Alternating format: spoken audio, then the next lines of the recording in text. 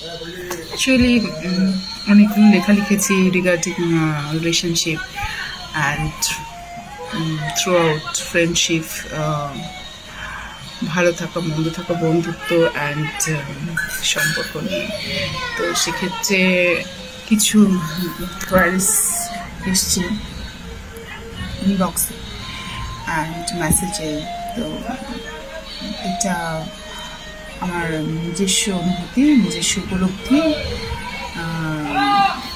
হয়তো ঠিক হতে পারে বা ভুল হতে পারে। তো কারোর যদি কোনো ব্যক্তিগত ওপিনিয়ন দেওয়ার থাকে তাহলে তিনি অবশ্যই এই বিষয়ে নিজস্ব ওপিনিয়ন দিতে পারেন কমেন্ট বক্সে, এবং সবার অনেক সাপোর্ট আমি পাচ্ছি।